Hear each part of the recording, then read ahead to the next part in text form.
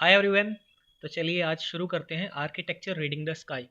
तो भाई जो भी बच्चा यहाँ पे करने आता है आइलेट्स रीडिंग की प्रैक्टिस, तो ये मन में मत बना के आया करो कि भाई रीडिंग बहुत हार्ड है और काफ़ी कठिन है, हम इसे नहीं कर पाएंगे। सब लोग पॉजिटिव रहा करो यार, time changes everything with practice.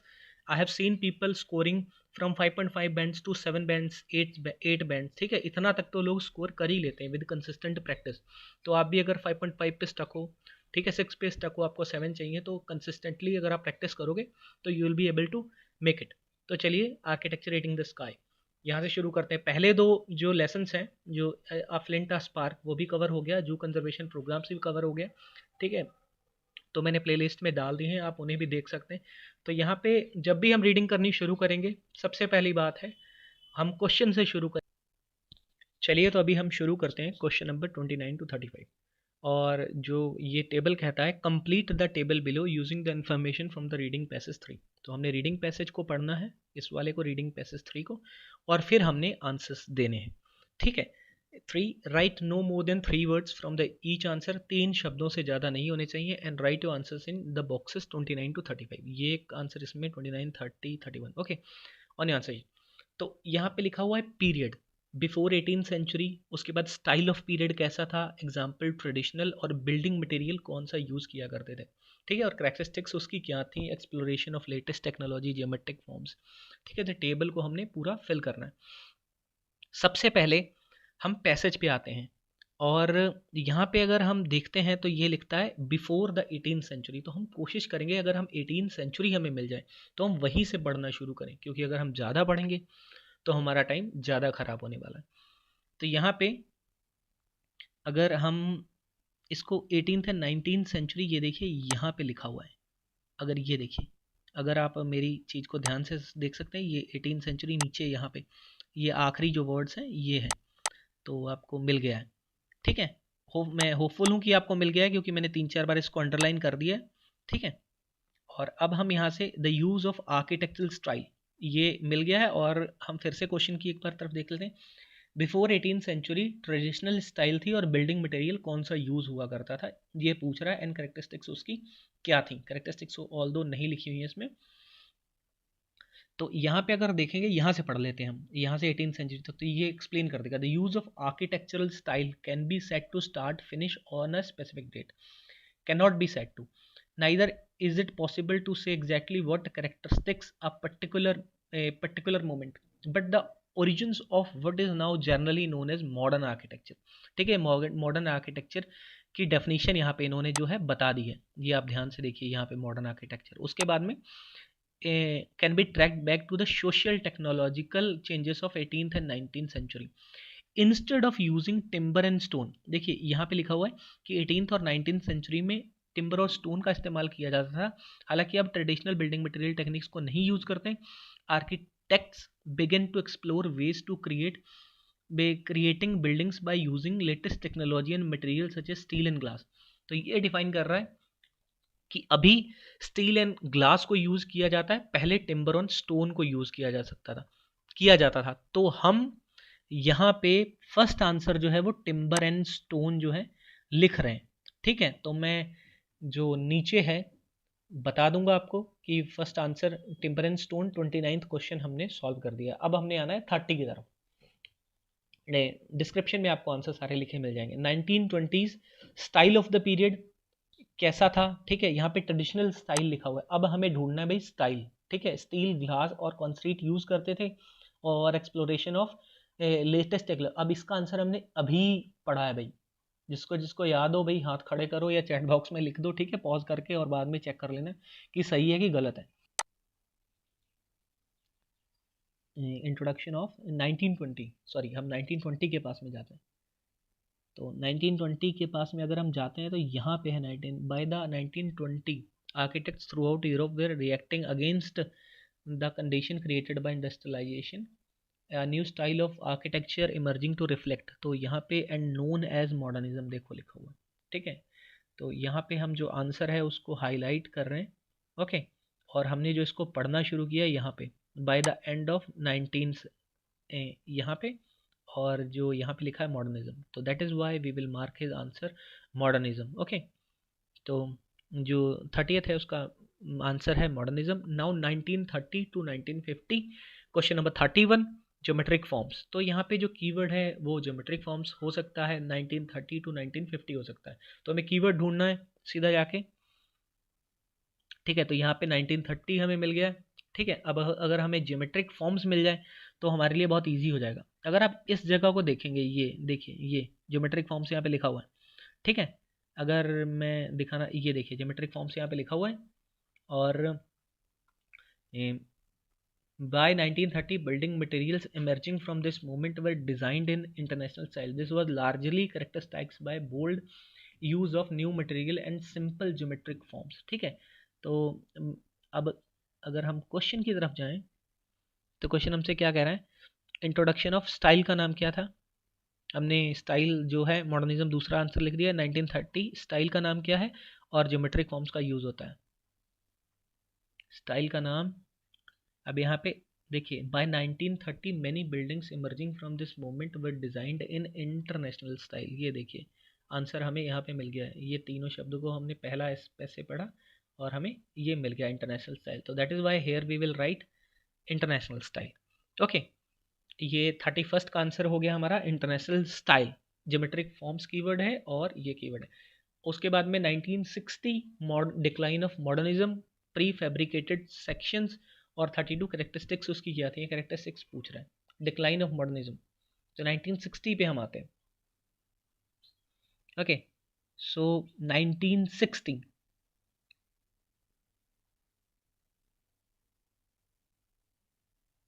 भाई अगर किसी को मिल गया है पहले तो कमेंट्स में बता सकता है।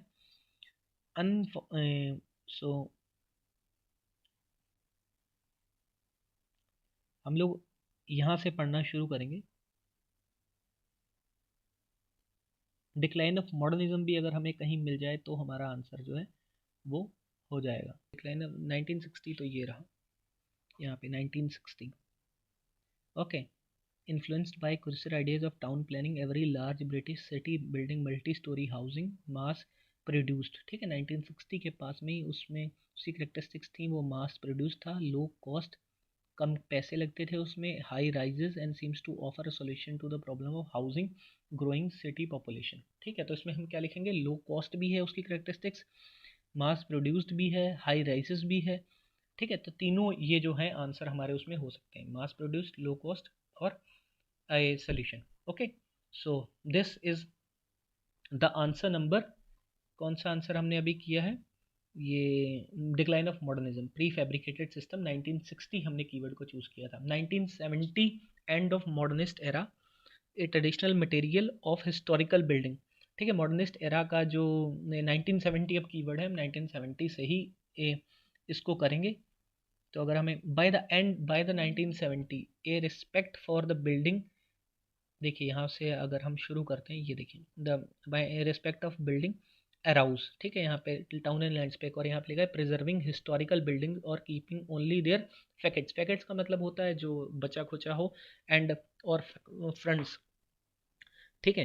तो यहाँ पे ये हमने ध्यान दिया, ये मिल गया हमें।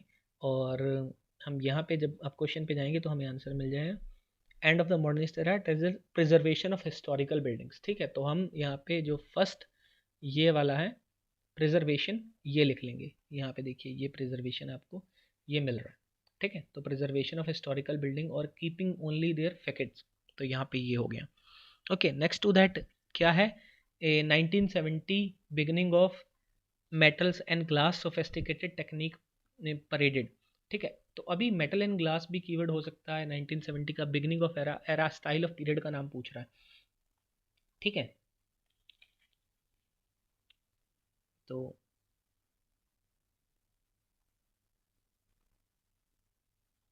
चलिए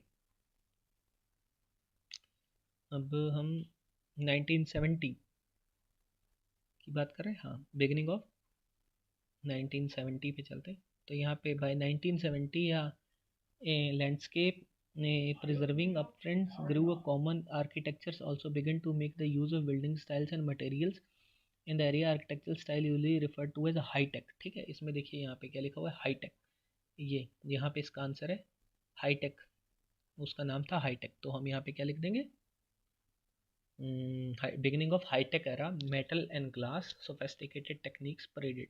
और 1980 को ढूंढ लेंगे तो पोस्ट मॉडर्नाइजेशन, और ये 35 का हमको आंसर मिल जाएगा। तो हमें 1980 को ढूंढना है and will have a answer. तो 1980 देखिए ये यहाँ पे हमारे पास है, ठीक है।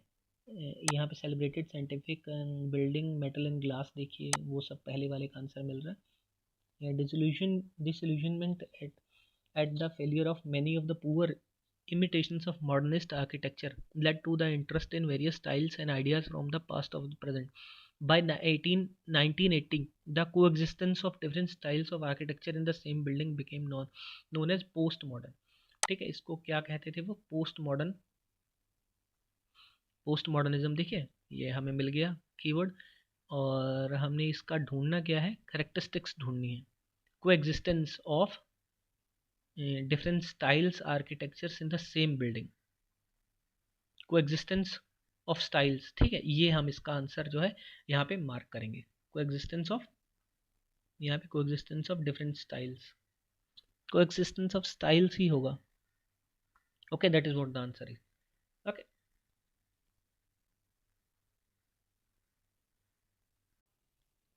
now let us have a look at question number 36 to 40। ठीक है, इसमें देखिए कॉजेज हैं और ये बी जो है ये इफेक्ट है। हमें ई 36 को A B C D E F G H से मैच करना है, और एक बात हमें नोट करनी है कि जो इफेक्ट्स हैं वो कॉजेज से ज़्यादा हैं। तो जरूर देखिए यहाँ पे लिखा भी हुआ है, इस जगह को देखेंगे आप। and b there are more effects in the list b than you will need, so you will not use them all of them, you may use any effect more than once if you like। ठीक है, अगर आपको अच्छा लगे तो आप एक से बार ज़्यादा यूज़ कर सकते हैं। 36 क्वेश्चन को हम जल्दी से देखते हैं। Question number 36, a rapid movement of people from rural areas to cities is triggered by technological advance। ठीक है, ऐसा होने से क्या हुआ, एक्चुअली इफेक्ट क्या हुआ। तो यहाँ पे अगर हम देखेंगे तो शुरू से भी अगर आप पढ़ोगे तो यहाँ से हम पढ़ेंगे instead of using timber and stone. ठीक है, ये हमने पढ़ा था। उसके बाद में हम अगर यहाँ पे आ जाएं, timber and stones architecture begin exploring the ways of creating buildings by using latest technology and material such as steel and glass, concrete, standard steel bars known as reinforced concrete। The technological advances also helped bring about the decline of rural industries जिससे खत्म हो गए, and increase in urban population as the people moved from town। देखिए यहाँ पे लिखा हुआ है as the people moved from town to work in the new factories, such rapid controlled growth helped the cities into slums। ठीक है, cities जो है slums बन गई, इससे ये हुआ। तो यहाँ पे rapid movement of people from the rural areas to cities is triggered by technological advancement. तो यहाँ पे the part of the cities became slums. तो ये जो है 36 इज मैचिंग बाय जी। ठीक है, 36 का आंसर जी है, that is why we are writing it.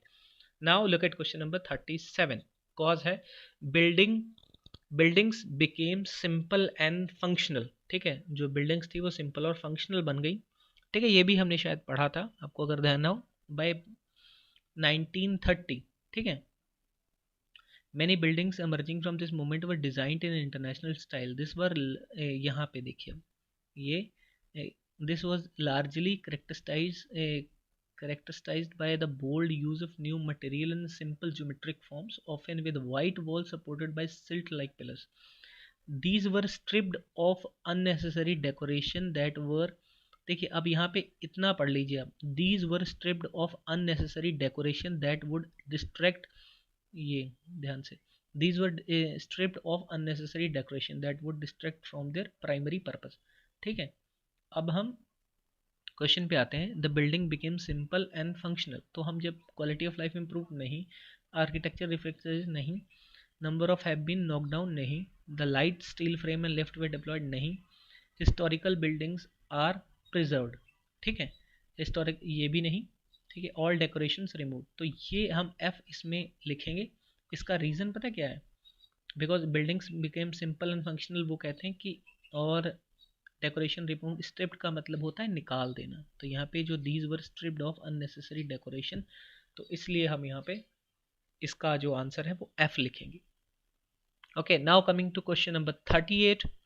An economic depression and second world war hit the Europe. ठीक है, ये साफ साफ लिखा है 1935 से 1940 के बीच में वर्ल्ड वॉर हुआ था। अगर किसी को नहीं पता है तो ये यहाँ पे लिखा हुआ है, तो इजीली हम यहाँ से निकाल सकते हैं।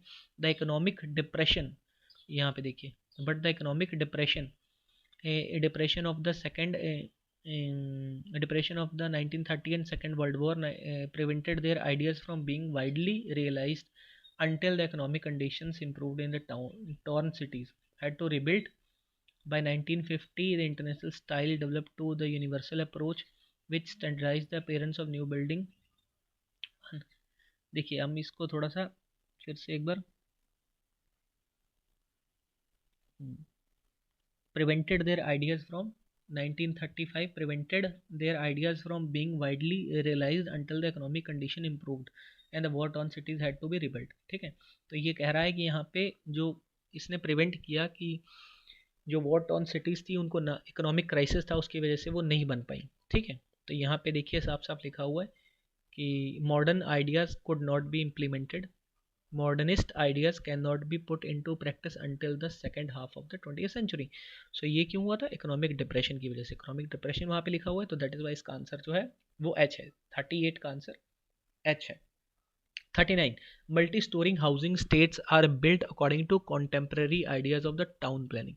ठीक है, मल्टी स्टोरी बिल्डिंग्स की बात करी जा रही है, built according to the contemporary planning of the town planning. ठीक है, मल्टी स्टोरीज की अगर बात करें तो हम इस जगह को अगर यहाँ पे हम देखेंगे ये, ठीक है, तो this is unfortunately geometric functional profit. ठीक है, unfortunately the modernist interest of geometric simplicity and function became exploited for profit, the rediscovery। ठीक है, अब यहाँ पे हम थोड़ा quick and easy to handle reinforced concrete prefabricated sections of the building। ठीक है, quickly and cheaply, ये यहाँ पे लिखा है, but led to the many badly designed buildings। ठीक है, ये देखिए यहाँ पे आप देखोगे appearance of new cities across the world, एक के ऊपर एक मल्टी डिज़ाइन जो बिल्डिंग है, और यहाँ पे अगर आप देखेंगे commissioning the authorities and deployed for, but this led to the many badly designed building which discredited the original aim of modernism। ठीक है, अब यहाँ पे आप देखेंगे मल्टी स्टोरिंग की बात यहाँ पे आएगी। आइडियाज ऑफ टाउन प्लानिंग, देखिए every large British city built 1960 mass produced low cost थी, पहले भी हमने लिखा था, और सिटी पॉपुलेशन को बचाने के लिए थी एक छत के ऊपर दूसरी छत, but far from meeting the human needs the new states often prove to be windswept, उनमें हवा नहीं जाती थी। ठीक है, वेंटिलेशन की दिक्कत थी, deserts lacking essential social facilities, और इसकी वजह से क्या हुआ, वो तोड़ दी गई। Many of this buildings were poorly designed constructed and have since been demolished. तो इसका आंसर अब हम यहाँ पे आते हैं अगर, ठीक है, अगर multi housing states built across the contemporary ideas of modern, तो यहाँ पे कहाँ पे है, a number of these have been knocked down। demolished का मतलब है टूट जाना, knocked down का मतलब है टूट जाना। so that is why the question number 39 is C। less land must be used for building, come land use किया जाए। देखिए ये क्वेश्चन थोड़ा सा टफ है और नई स्टाइल है, refer to as high tech and also emerging it. तो यहाँ पे अगर हम इसको पढ़ते जाएंगे तो काफ़ी, अगर आप पढ़ोगे 20th century the architecture mainly remembered it for building, they were even made possible by developing the light steel frames and safe passenger for lift. ठीक है, इसमें कम एनर्जी यूज़ होती थी। अगर आप इसको पूरे को थोड़ा ध्यान से पढ़ेंगे तो आपको मिल जाएगा the light steel frames a safe passenger for the lift. ठीक है, तो ये यहाँ पे लिखा हुआ है lift and light steel frames जो यूज़ होते हैं। तो अगर आपको कोई टफ क्वेश्चन लगता है तो नो डाउट आपको उसे छोड़ना है, और जो इजी क्वेश्चन है आपको उन्हें ही करना है। Less land must be use for the building, तो इसमें हम ये लिखेंगे light steel frames and lift are deployed. ठीक है, तो होपफुली आपको लेक्चर अच्छा लगा होगा। नो डाउट ये जो पहले 3 लेक्चर्स हैं ये थोड़े टफ रहे, काफ़ी जो रीडिंग्स हैं वो इजी भी आती हैं, तो कोशिश करा करिए समझने की। आपने सब्सक्राइब करना है चैनल को, लाइक करना है वीडियो को, कोई भी क्वेश्चंस आते हैं आपने एंड में लिख देने हैं और मुझे बताना है कि how can I improve my lectures, और जिससे आपकी भी मदद हो और आप भी घर बैठे अपनी आइल्स की ट्रेनिंग को कर पाएँ। अगर आपको स्पेशल ट्रेनिंग लेनी है तो you can just take your appointment from our website, उसमें आपने अपना नाम और फ़ोन नंबर लिखना है और आपको एक फ्री डेमो क्लास मिलेगी। Thank you very much, have a very good day.